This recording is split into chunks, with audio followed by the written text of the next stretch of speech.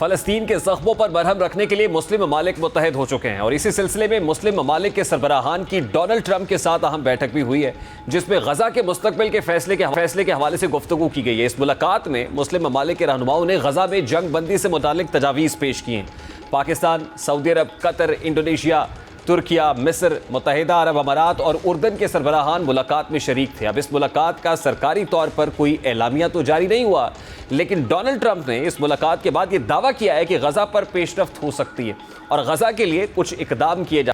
अब Donald Trump फ़लस्तीन के मामले के हल के लिए पुरुमीद दिखाई दे रहा है। अब सवाल यह है कि क्या अरब ममालिक की ट्रंप से मुलाकात और उनका फ़लस्तीन के मसले पर जोर देना मौसर साबित होगा? तो ऐसा बज़ाहिर मुश्किल दिखाई देता है, क्योंकि डोनाल्ड ट्रंप ने अक़वाम मुत्तहिदा की जनरल असम्बली से अपने खिताब में बरबला अंदाज में कहा है कि फ़लस्तीन करना हमास को इनाम देने के बराबर है।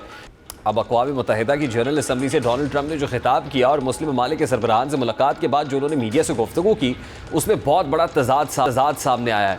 डोनाल्ड ट्रंप ने अक़वाम मुत्तहिदा में जो खिताब किया उसको सुनकर ऐसा लग रहा था कि जैसे ट्रंप अमरीकी सदर से ज़्यादा इसराइल के तर्जुमान बनकर सामने आए हैं और उस ग्रैंड हॉल में जहां डोनाल्ड ट्रंप अपनी तकरीर कर रहे थे, उसमें इजरायली सफ़ीर डेनी सिर्फ ट्रंप की तकरीर से खुश दिखाई दे रहा था। ऐसे लग रहा था कि डोनाल्ड ट्रंप जो बात हरफ ब हरफ कर रहे हैं वही इसराइल की पॉलिसी है। यानी अमेरिका ने एक तरह से ये वाज़ेह कर दिया है कि वो फ़लस्तीन को आज़ाद रियासत तस्लीम नहीं करेगा। तारीख़ देखें तो डोनाल्ड ट्रंप ने 2018 में अमेरिका और अमरीकी सफारत खाना तेल अवीव से यरूशलेम में शिफ्ट कर दिया था और इसी यरूशलेम को इसराइल का दारुल खिलाफा करार दिया था। ऐसे में ये मुमकिन है कि डोनाल्ड ट्रंप मगरबी किनारे को भी इसराइल का हिस्सा करार दे दें। अब पूरी दुनिया एक साइड पर खड़ी है और ऐसे में अगर डोनाल्ड ट्रंप फ़लस्तीन को आज़ाद रियासत तस्लीम नहीं करते तो फिर सूरत हाल पेचीदा हो सकती है। और ट्रंप फ़लस्तीनियों को बेघर करने की बात भी कर रहे हैं और 20 लाख से ज़ायद फ़लस्तीनियों को उर्दन और मिस्र मुंतकिल करने का इंदिया दे रहे हैं, जबकि अमरीकी सदर दोनों ममालिक को यह धमकी दे रहे हैं कि अगर उन्होंने फ़लस्तीनियों को अपने पास पनाह नहीं दी तो उनकी इमदाद बंद हो सकती है। अमरीका की जानिब से उर्दन और मिस्र पर इस हवाले से दबाव बढ़ाया जा रहा है। यानी देखा जाए तो फ़लस्तीन के हवाले से अभी सूरत हाल धुंधली है। अभी फौरी तौर पर जो इकदाम किए जा सकते हैं वो फ़लस्तीन में फौरी जंग बंदी हो सकती है। इसके अलावा गजा में भूख, जिसको इसराइल एक हथियार के तौर पर इस्तेमाल कर रहा है, उसको रोका जा सकता है। अब इसी पैराए में मुस्लिम ममालिक के लीडर जमा हुए हैं। उनका ये किरदार होगा कि या तो वो जंग बंदी कराएं या फिर भूख को ख़त्म करें, लेकिन जहाँ तक जंग बंदी की बात है तो फ़िलहाल वो होती भी नज़र नहीं आ रही, क्योंकि डोनाल्ड ट्रंप इसमें संजीदा दिखाई नहीं दे रहे। और डोनाल्ड ट्रंप को इस वक्त यहूदी लॉबी का प्रेशर भी है, क्योंकि अमरीकी सदर की टीम में यहूदी लॉबी शामिल है और ये यहूदी लॉबी कारोबार से मुंसलिक है और इसी लॉबी ने ट्रंप को सदारती इंतखाब लड़ने में मदद भी दी है। दूसरी जानिब डोनाल्ड ट्रंप को अवामी हिमायत भी चाहिए, इसलिए कि उनको गजा में जंग बंदी करानी होगी और वैसे भी वो अमन का नोबल इनाम भी हासिल करना चाहते हैं और फ्रांसीसी सदर भी उन पर यह वाज़ेह कर चुके हैं जब तक अमरीकी सदर फ़लस्तीन में जंग बंदी नहीं कराते तब तक उन्हें अमन यानी जो नोबल पीस प्राइज़ है वो नहीं मिल सकता है। अब एक तरफ ट्रंप नोबल इनाम लेना चाहते हैं और दूसरी जानिब उनको अंदरूनी दबाव का भी सामना है। एक तरफ उनकी हुकूमत भी है और दूसरी जानिब अवामी साख है। अब ट्रंप दोनों में से किस चीज़ का इंतखाब करते हैं ये देखने से ताल्लुक़ रखता है। अब जहाँ डोनाल्ड ट्रंप को मुश्किलात का सामना है तो वही मुस्लिम ममालिक को भी चैलेंजेस दरपेश हैं। अगर मुस्लिम ममालिक फ़लस्तीन में भूख या जंग बंदी ख़त्म नहीं कराते तो सवाल ये है कि मुस्लिम ममालिक के पास ऑप्शंस क्या बचेंगे? क्या वो कोई मुश्तरका फ़ोर्स बनाएंगे या फिर सफारती सतह पर इसराइल और अमरीका का बायकॉट करेंगे? ये देखना होगा कि और दूसरी जानिब डोनाल्ड ट्रंप की चंद इस्लामी ममालिक के सरबराहान मुमलिकत से मुलाकात में शहबाज शरीफ की शिरकत सबसे ज़्यादा अहमियत इख्तियार कर गई और इसकी बुनियादी वजह पाकिस्तान की खारजा पॉलिसी में बहुत तेज़ी से होती हुई तब्दीली है। आलमी मुबस्सिरीन के नज़दीक वज़ीर-ए-आज़म शहबाज शरीफ का इस इजलास में शिरकत करना इस बात की दलील है कि पाकिस्तान की खारजा पॉलिसी आज़ाद और ख़ुद मुख्तार है। बुनियादी तौर पर अमरीका और कतर ने इन मुस्लिम ममालिक को कॉन्फ्रेंस के लिए ख़ुद मुंतखब किया, जिसमें पाकिस्तान भी शामिल था और इससे अंदाज़ा लगाया जा सकता है कि अमरीका हो या फिर खलीजी ममालिक, वो ख़त्ते में पाकिस्तान के किरदार को हम समझते हैं। फ़लस्तीन और खलीजी ममालिक की सिक्योरिटी के हवाले से पाकिस्तान का किरदार बढ़ चुका है। और दूसरी अहम बात यह है कि पाकिस्तान आलमी फोरम पर जिस तरह से फ़लस्तीन और उन तमाम मुस्लिम ममालिक की आवाज़ बना हुआ है जिनके साथ नाइंसाफ़ियाँ हुई हैं, जिनमें ईरान भी शामिल है और अभी हाल ही में ईरान के हवाले से अक़वाम मुत्तहिदा में जो करारदाद पेश की गई जिसमें अल्जीरिया, चीन, पाकिस्तान और रूस ने यह मुतालबा किया था कि ईरान पर पाबंदियाँ हटाई जाएँ, गो कि ये मुतालबा मुस्तरद कर दिया गया। लेकिन इससे ज़ाहिर होता है कि पाकिस्तान सफारतकारी के मैदान में भरपूर तरीके से सरगर्म है और जिस आलमी प्लेटफॉर्म पर पाकिस्तान की नुमाइंदगी मौजूद है वहाँ पाकिस्तान मुस्लिम दुनिया का मुकदमा बखूबी लड़ रहा है। और फिर 10 मई के बाद अमेरिका के साथ पाकिस्तान के ताल्लुकात मजबूत हुए हैं। भारत के खिलाफ जंग में फतह के बाद अमेरिका ने जिस तरह पाकिस्तान को सराहा है, फिर फील्ड मार्शल सैयद आसिम मुनीर को अमेरिका में जिस तरह से पूरे प्रोटोकॉल के साथ दावत दी गई है, तारीख में इसकी कोई मिसाल नहीं मिलती। फिर इसी तरह अरब ममालिक में पाकिस्तान का किरदार नुमाया हुआ है और हमारा बेहतरीन इमेज उजागर हुआ है। और अब इसमें कोई शक नहीं है कि पाकिस्तान सिक्योरिटी स्टेट है, सिक्योरिटी ताकत होने के साथ साथ वो सिफारतकारी में भी बड़ा किरदार अदा कर रहा है और मज़ीद किरदार अदा करने के लिए भी तैयार है। जबकि दूसरी जानिब सिफारती सतह पर पाकिस्तान ने भारत को बहुत पीछे छोड़ दिया है। इस वक्त नरेंद्र मोदी भारत में मौजूद है। 27 सितंबर को एस शंकर ने अक़वाम मुत्तहिदा की जनरल असम्बली से खिताब करना है। यानी ये वही अमेरिका है जो पहले भारत को आसमान पर बैठाया करता था और जब ट्रंप की बतौर सदर हल्फ बर्दारी थी तो एस शंकर पहली सफ में बैठा हुआ था और उस वक्त मोदी और ट्रंप की दोस्ती की बहुत बाज़गश सुनाई दे रही थी। लेकिन इसके ठीक 8 माह के बाद उसी भारत की अहमियत अमेरिका की नज़रों में कम होती हुई नज़र आ रही है। आज सूरत हाल ये है कि इसी वाइट हाउस के अंदर वज़ीर आज़म शहबाज शरीफ मौजूद है, जहाँ ये फैसला हो रहा है कि फ़लस्तीन में अमन कैसे लेकर आना है। अब इस सारी सूरत हाल को देखा जाए तो हर एतबार से ये पाकिस्तान की जीत है कि एक तरफ पाकिस्तान अरब ममालिक के करीब हो चुका है तो दूसरी जानिब उसी ने भारत को भी दीवार से लगा दिया है। यूरोप में भी भारत की अहमियत घट रही है। इसी तरह अमेरिका में जो भारत लॉबिंग करता था IMF और फिर FATF में पाकिस्तान की साख को जिस तरह भारत ख़राब करने की कोशिश करता रहा है, अब हालात ये हैं कि भारत किसी को भी मुंह दिखाने के काबिल नहीं है। ज़ाहिर है ये एक डिप्लोमेटिक फ्रंट पे बहुत बड़ी कामयाबी है जो पाकिस्तान को हासिल हुई है। हमने पर बात करेंगे इस वक्त इंटरनेशनल रिलेशंस एक्सपर्ट हमजा शफकत साहब ने हमें ज्वाइन किया। अस्सलाम वालेकुम हमजा साहब, बहुत बहुत शुक्रिया आपके वक्त के लिए। सबसे पहले तो बड़ा सादा सा सवाल है, जो अरब सरबराहान ममलिकत मुस्लिम सरबराहान ममलिकत में कहूँगा उनकी मुलाकात होती है, ट्रंप मीडिया से बात करते हैं, उसमें कहीं ना कहीं इशारा मिलता है उससे पहले भी और उसके बाद भी कि शायद फ़लस्तीन को आज़ाद और ख़ुद मुख्तार रियासत तस्लीम करने के लिए कोई संजीदगी है जिसमें वो कंडीशनल रख रहे हैं कि हमास सरेंडर करे फ़लस्तीनी अथॉरिटीज़ के सामने। लेकिन फिर UN जनरल असम्बली के अंदर खिताब होता है और उसके अंदर वो कह देते हैं कि ये तो हमास को इनाम देने के मुतरादिफ होगा। नज़र आता है कि वो नहीं चाहते कि किसी तरीके से फ़लस्तीन की जो आज़ाद और ख़ुद मुख्तार हैसियत है उसको तस्लीम किया जा सके। तो what are they up to, क्या चाहता है? क्या अमेरिका एक बार फिर वीटो करने के लिए तैयार है? जी बहुत शुक्रिया। मेरे ख्याल से 2-3 चीज़ों को देखना बहुत हद तक ज़रूरी है। पहली चीज़ ये है कि डोनाल्ड ट्रंप ने 2 प्लेटफॉर्म्स को उनके लीडर्स को प्लेकेट करने की पूरी भरपूर कोशिश की है। जहाँ पे वो जब OIC का समिट होते हैं, मुसलमान दुनिया के जो ममालिक के जो रहनुमा हैं उनसे जब वो मिलते हैं और UNGA के अंदर जब वो मिलते हैं तो 2 डिफरेंट ऑडियंसेस को वो केटर करने की कोशिश कर रहे हो। हमें डोनाल्ड ट्रंप की प्रेसिडेंसी के अंदर इस चीज़ को देखना होगा कि वो एक मास्टर टैक्टिशियन है।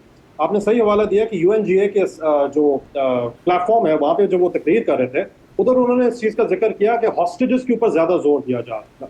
मुसलमान दुनिया के रहनुमाओं से या प्रेसिडेंट से और प्राइम मिनिस्टर से जब वो मिलने हैं तो वो इस चीज़ का जिक्र कर रहे हैं कि गाजा की जंगबंदी मैं करवाऊंगा, क्योंकि मैंने हिंदुस्तान और पाकिस्तान की भी जंगबंदी में बहुत हद तक एक अहम किरदार अदा किया है। पर हमें ये साफ जाहिर होना चाहिए कि जब तक इजरायली लीडरशिप के ऊपर सैंक्शंस नहीं लगेंगे, जब तक सेटलमेंट एंटरप्राइज खत्म नहीं होगा, जब तक बैनुल-अक़वामी सतह के ऊपर जो कंपनीज है वो सेटलमेंट एंटरप्राइज के साथ ट्रेडिंग करना खत्म नहीं करेंगी, ये मामला हल नहीं हो सकेगा। आप बात कर रहे हैं कि जब बात आ जाती है खाने की इमदाद की, अगर हम बात करें या ह्यूमैनिटेरियन एड इसको ऐसे कह लेते हैं, और उसकी अगर हम बात करें उसमें भी पेशरफ्त तब होगी जब इसराइल जो है वो ब्लॉकेड खत्म करेगा गाजा। अभी भी वो एक ओपन एयर प्रिजन है, वो दुनिया का सबसे बड़ा ओपन एयर प्रिजन है। इसका जो हवाला हम कश्मीर के साथ हम इसके साथ जोड़ सकते हैं।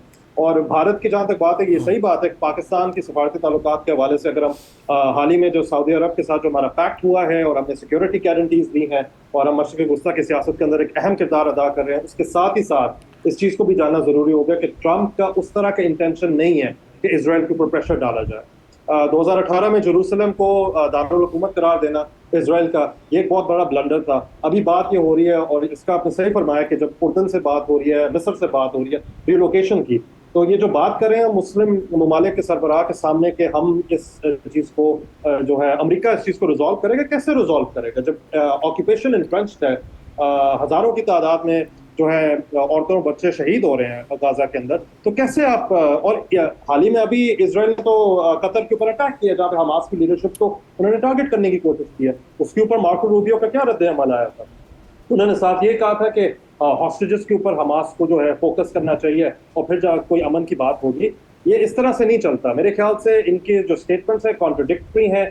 यूएनजीए के ऑडियंस को एक और स्टेटमेंट दे रहे लेकिन हैं। हमजा रिफत साहब at this point in time देखिए वेस्ट की तरफ से जो प्रेशर सामने आया, इवन ग्लोबल नॉर्थ की तरफ से भी कोई प्रेशर जो अमेरिका पे एक्सर्ट किया जा रहा है, और फिर from with in the US जो प्रेशर डोनाल्ड ट्रंप के ऊपर है, अगर इस सब के बावजूद भी ये नहीं होता है तो फिर यूएन जनरल असेंबली की अपनी सिग्निफिकेंस क्या है? वो तो सिग्निफिकेंस खो नहीं रहा है, इतना बड़ा प्लेटफॉर्म सिग्निफिकेंस खो नहीं देगा। आपको याद होगा 6 महीने पहले अल जज़ायर ने जब रेजोल्यूशन पास करने की कोशिश की थी एक वीटो की वजह से, और उसका एक रिप्ले हुआ है, ये जो कुछ दिन पहले की बात है, उसका एक वीटो की वजह से वो सारा जो रेजोल्यूशन है पीस मेकिंग का, ऑक्यूपेशन खत्म करने का, पोटेंशियल स्टेटहुड की यूनिवर्सल रिकग्निशन का, वो स्कटल कर दिया था अमेरिका ने। तो मेरा नहीं ख्याल कि डोनाल्ड ट्रंप बहुत ज्यादा पब्लिक ओपिनियन को और शिफ्ट ग्लोबल अलायंस को ज्यादा समझते हैं। उन्होंने तो यूएनजीए की तकरीर के अंदर यूरोप को भी तनकीद का निशाना बनाया कि आप एक हार्डलाइन पॉलिसी क्यों नहीं अपना रहे इस्लाम के खिलाफ, इमिग्रेशन के खिलाफ। तो मेरे ख्याल से डोनाल्ड ट्रंप की तरफ से देखें, जब तक अमेरिका की वाशिंगटन की एस्टैब्लिशमेंट के अंदर नियोकॉन्स बैठे हुए होंगे, इजरायली सिंपैथाइजर्स बैठे हुए होंगे, हम आर्ग्यू कर सकते हैं कि डेमोक्रेट्स के दौर में भी इस तरह से था, इसराइल का जो मामला है और जो फलस्तीन का मामला है उसके ऊपर पेशरफ नहीं आ सकी। और ये एक हार्ड रियलिटी है यूएनजीए की फंक्शनिंग के हवाले से। जब चीन, रूस और इस तरह के जो ममालिक है वो एक तरफ होते हैं, फ्रांस का हम जिक्र कर ले जिन्होंने अभी कहा कि फलस्तीनी स्टेटहुड को हम रिकग्नाइज करेंगे, तो सिंपल सी बात है कि एक वीटो पावर की वजह से सारा स्कटल हो सकता है। यूएनजीए का निजाम ही सारा मेरे ख्याल से एक ब्यूरोक्रेटिक एस्टैब्लिशमेंट है किसी थर्ड वर्ल्ड कंट्री की, क्योंकि वहां पे माइट इज राइट वाला सारा मामला चलता है। और डोनाल्ड ट्रंप पब्लिक ओपिनियन के ऊपर ज्यादा कुछ वो जोर नहीं देते। देखिए, अमेरिका के कैंपस के अंदर प्रोटेस्ट जब हुए, फलस्तीनी निकले, उसमें सबसे ज्यादा पहले लेफ्ट विंग इंटेलेक्चुअल्स निकले थे, इजरायली यहूदी इंटेलेक्चुअल्स निकले थे। उनको उन्होंने कह दिया ये सब टेररिस्ट हैं, ये तो इंसरेक्शन चाहते हैं, ये तो सिविल वॉर चाहते हैं। हजारों की तादाद में जो फलस्तीनी स्टूडेंट्स हैं उनको या तो डिपोर्ट कर दिया गया है या आईसीई ने उनको डिटेंशन के अंदर रखा हुआ है। तो Trump doesn't care about public opinion, और इसी वजह से एक रियलिस्टिक पर्सपेक्टिव मैं आपको दे रहा हूँ कि जितना मर्जी प्रेशर पड़ जाए, अमेरिका जब तक इजराइल के ऊपर ये जो अनकंडीशनल सपोर्ट है, और इनके आइन के अंदर एक शिक है जहाँ पे उन्होंने आर्म्स डील्स जो है इजराइल को सैंक्शन करनी ही करनी है, जब तक ये खत्म नहीं होगा तो फलस्तीन का मामला हल नहीं हो सकता। लेकिन हमजा रिफत साहब, this is very sad side of the picture. देखिए, मैं ये अब अगर नहीं होगा, और फिर अरब इस्लामिक वर्ल्ड भी देख रहा है, मुस्लिम ममालिक के सरबराहान भी हैं, वेस्ट से भी प्रेशर आ रहा है, इटली के अंदर from with in the Italy protest शुरू हो गए हैं, यूएस के अंदर कांग्रेस जो कह रही है, जाहिर है वो भी एक रिएक्शन तो ट्रंप को फेस करना पड़ रहा है। तो इसके बाद कौन सा ऐसा फोरम आपको अल्टरनेटिव फोरम के तौर पे उभरता हुआ नजर आ रहा है कि एससीओ के फोरम को मजबूत किया जाएगा, उसको स्ट्रॉन्ग किया जाएगा कि वो यूएन जनरल असेंबली का कोई पैरेलल ऐसा प्लेटफॉर्म बन सके जो इफेक्टिव हो, और फिर कोएर्सिव फोर्स इस्तेमाल करके कम से कम इस मसले को हल किया जा सके?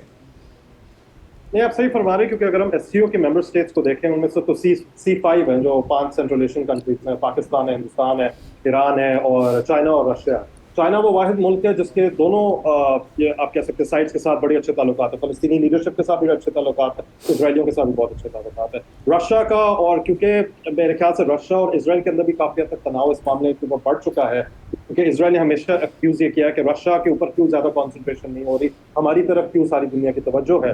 तो ये ऐसे एक फोरम है जिसको हम कह सकते हैं, बट देखें UNGA basically represents the entire international community.